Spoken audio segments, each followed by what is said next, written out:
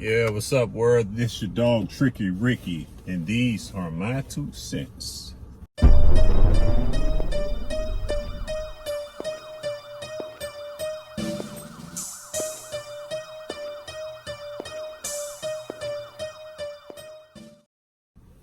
Thoughts in the car, thoughts in the car, riding down the street sharing thoughts in the car. All right, so look, in my last video, man, you know, I've been going in on Rode for the RodeCaster Pro for the past 4 videos now.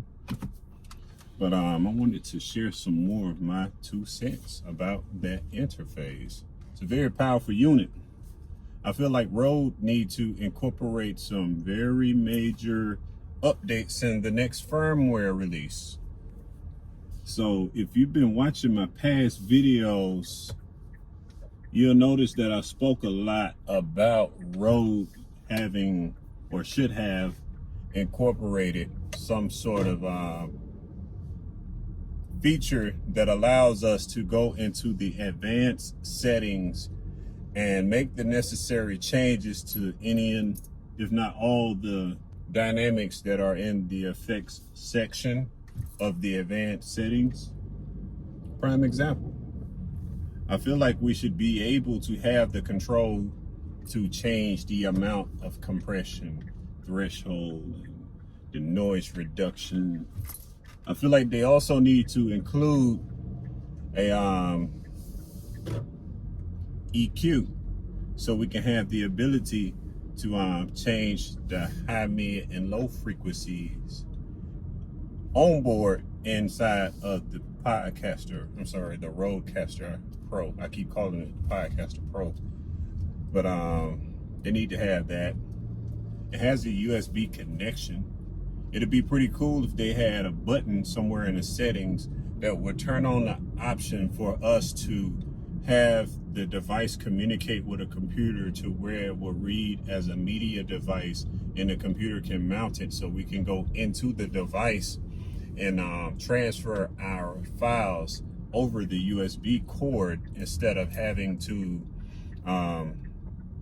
continuously take our micro SD card in and out of the interface. I feel like we can probably end up messing up the thing or messing up a card or something. Another thing, everywhere I look, I see RodeCaster Pro Studio.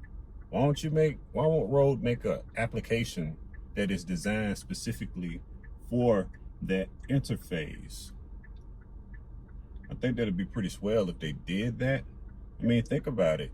You know, you have an interface that reads the device on the computer, and we can either record our podcast on board the thing, or we can record our podcast through the USB connection.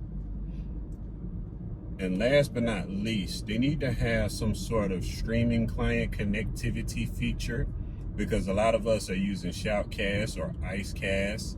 I've seen some videos where there were some guys talking about trying to incorporate video into the RodeCaster Pro. If they had that feature, then let's say we had in this software where we can connect cameras that can be read by the computer, and it picks up the camera and it records what is going on the camera, so it makes it an audio video studio too. You know, it might seem like too much of a reach, but those are just my 2 cents on that. Those are my 2 cents. And I say that because that's a powerful unit. Rode has truly stepped their game up with that device. But I think that the overall onboard features need some work. I'm pretty sure it's going to come in future releases, but I don't understand why isn't there a software for that particular interface, you know? But again, those just are my 2 cents about that, man. I mean, I love it. I love the look. I love the feel. I love the sound quality. You know, there are still some great areas to where I have to get used to, but you know, it is what it is. This your dog, TrickyRicky, and these are my 2 cents.